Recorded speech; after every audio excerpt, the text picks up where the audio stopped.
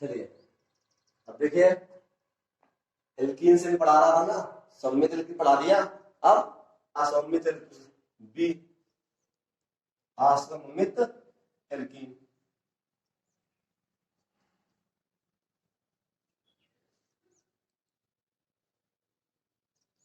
ये लीजिए, असममित एल्कीन से अब हम पढ़ेंगे, असममित एल्कीन से हेलोएल्कीन का निर्माण। देखिए ध्यान से, असममित, असम मतलब असमान,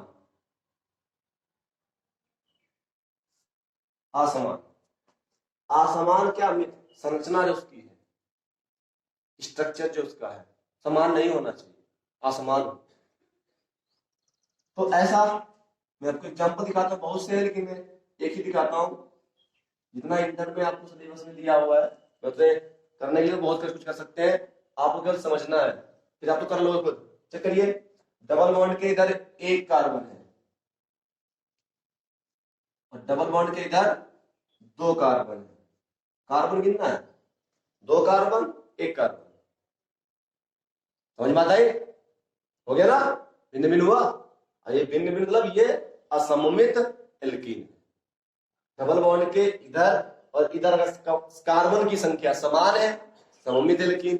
अगर समान नहीं है, असममित एल्कीन। अब तो मुझे लगता है आप समझ गए होंगे सममित और असममित अच्छे से। अब हम जाते हैं रिएक्शन। तो रिएक्शन देखिए ध्यान से, एक हम रिएक्शन लेते हैं CH3 CH double bond CH2 plus HBr। अब मैं बता चुका हूं आपको कि जो HBr है वो कैसा है, नाम तो पता है ना, हाइड्रोजन ब्रोमाइड, एक ध्रुवीय अणु है। और इसका नाम तो लिख लोगे आप, उसी नाम क्या होगा, 1 2 3, 1 2 3, क्या नाम होगा, प्रो हाइफन हाइफन 1 इन। प्रोपीन कर लेना, कोई दिक्कत नहीं, प्रोपीन भी सही आपका रहेगा। लेकिन ये एल्कीन कैसा है, असममित है।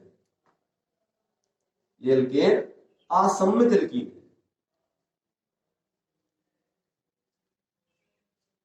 तो अगर यहां पर आपने इसको इस तरफ शिफ्ट कर दिया इलेक्ट्रॉन को, तो यहाँ पे माइनस इस पे बन जाएगा। अगर आपने इस तरफ शिफ्ट किया तो इस पे माइनस बन जाएगा, ठीक है ना। तो H एक बार यहां लग सकता है, एक बार यहां। लेकिन जब बराबर सममित इलेक्ट्रॉन थे तो किसी को कहीं पर भी लगा दीजिए, कोई समस्या नहीं होगी। लेकिन यहां पर ये एल्कीन असममित है, तो इसका हम डायरेक्ट योग इसमें असममित में नहीं कर सकते हैं, सीधा जोड़ दे नहीं कर सकते हैं। अब फर्स्ट ईयर में जाइए, और फर्स्ट ईयर में जाने के बाद में आपको एक नियम पढ़ाया गया होगा, मार्कोनी काफ्का नियम। क्या बताया गया था? मार्कोनी काफ्का नियम। पढ़ा है या नहीं पढ़ा है ये जरूर मुझे बता देना, ठीक है ना। क्या है? मार्कोनी काफ्का नियम। मार्कोनी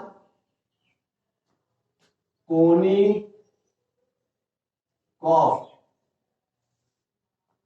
का नियम, मार्कोनी काफ्का नियम। मार्कोनी काफ्का नियम अगर आपको पता है, आपने पढ़ा है, तो आपको यहां पे इस रिएक्शन में कोई दिक्कत नहीं होगी। अगर नहीं पढ़ा है तो आपको दिक्कत होगी।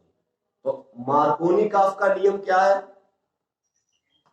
शुरू करते हैं मार्कोनी काफ्का के नियम को। क्या मार्कोनी काफ्का नियम था?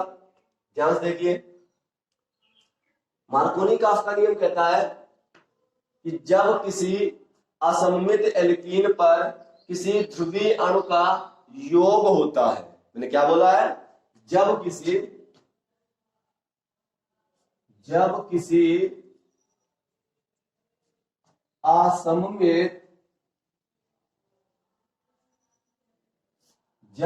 असममित एल्कीन पर, किसी असममित एल्कीन पर किसी ध्रुवीय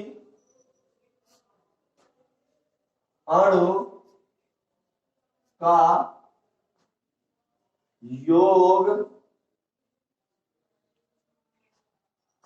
किसी असममित एल्कीन का योग अणु का, जब किसी असममित एल्कीन पर किसी ध्रुवीय अणु का योग होता है, योग होता है, तो क्या कहता है, तो ध्रुवीय अणु, तो ध्रुवीय अणु का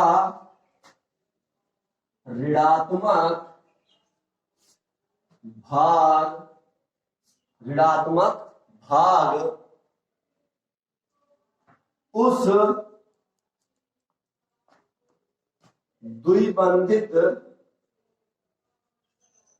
उस द्विबंधित, द्विबंधित मतलब डबल बॉन्ड वाले कार्बन पे, उस द्विबंधित कार्बन, उस द्विबंधित कार्बन परमाणु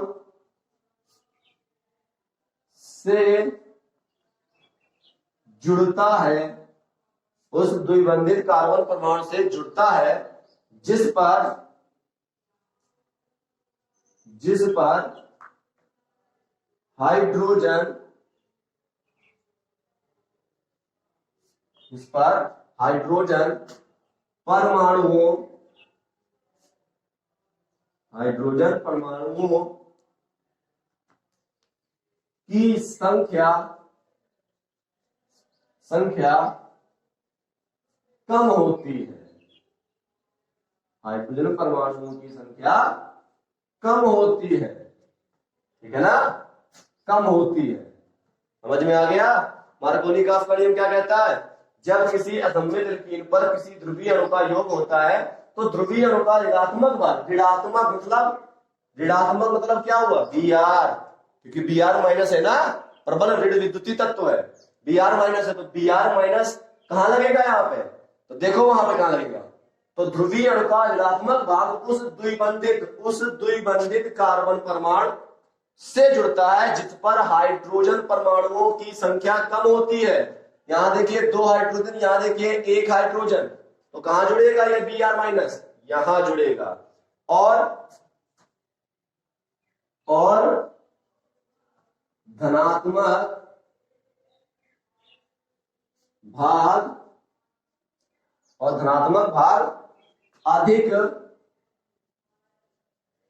और धनात्मक भाग अधिक हाइड्रोजन, अधिक हाइड्रोजन परमाणुओं, और धनात्मक भाग अधिक हाइड्रोजन परमाणुओं वाले कार्बन पर जुड़ता है, और यह से जुड़ता है, ठीक है ना। तो निगेटिव भाग कहां जुड़ेगा, जिस कार्बन पर हाइड्रोजन परमाणुओं की संख्या कम होगी, और धनात्मक भाग कहां जुड़ेगा, जहां पर हाइड्रोजन परमाणुओं की संख्या अधिक होगी। तो चलिए जोड़ते हैं, CH3 CH डबल बॉन्ड है, एक बॉन्ड टूट जाएगा, CH2। अब देखिए माइनस वाला भाग वहां जुड़ेगा जहां पर हाइड्रोजन परमाणुओं की संख्या कम होगी, तो ये देखिए, और धनात्मक वाला भाग उस कार्बन पे जुड़ेगा जहां पर हाइड्रोजन परमाणुओं की संख्या ज्यादा होगी। यहाँ 2 है, यहाँ कितना, 1 ही है, यहाँ पे 2 और ये 1 कितना हो गया, 3 हो गया। क्या बन गया हमारे पास, 1 2 3, नाम क्या हुआ, 2 ब्रोमो प्रोपेन। क्या समझ में आया, क्लियर है ना हमारा, कैसे योग हुआ। तो अगर आपको ये याद है मार्कोनी-काफ्का नियम, आप रिएक्शन बना दोगे। जितने भी नियम क्लास फर्स्ट ईयर में है, जितने भी उस लेसन में जो भी टॉपिक दे रखा है, अगर वो पता है आपको तो आप सब कुछ कर डालोगे, अगर वो नहीं पता है तो आप कुछ नहीं कर पाओगे। इसके बाद में मार्कोनी-काफ के नियम के विपरीत एक आता है जिसको हम बोलते हैं एंटी मार्कोनी-काफ्का नियम, ठीक है ना। यहाँ पे चाहे तो आप CCl4 की उपस्थिति भी दिखा सकते हैं, कुछ किताबों में ये भी लिखा होता है यहाँ पर CCl4 की उपस्थिति, ठीक है ना। और यहाँ पे एक आता है मार्कोनी-काफ का नियम, एक आता है एंटी मार्कोनी-काफ का नियम, ठीक है ना। दोनों को कैसे याद करते हैं, क्यों, क्या समझ में नहीं आता उनमें, उसके लिए हमारी जो ट्रिक है वो मैंने आपसे कहा है कि आप जैसे ही कमेंट करके हमें बताएंगे कि सर ट्रिक को जो है साथ में लेके चलिए या हर एक टॉपिक की अलग ट्रिक बना दीजिए, जैसा भी आपको समझ में आए बता देना, या आपको क्लास में जब पढ़ाएंगे तब बता देंगे हम हर चीज की। मार्कोनी-काफ का नियम और एंटी मार्कोनी-काफ के नियम को कैसे याद रखेंगे, हम याद रखने के लिए हमने ट्रिक बना रखी है। मैं आपको जिस टाइम आप होंगे प्रेजेंट में यहाँ उपस्थित होंगे स्कूल में बता दूंगा मैं। यहाँ पर आप चाहे CCl4 लगा सकते हैं।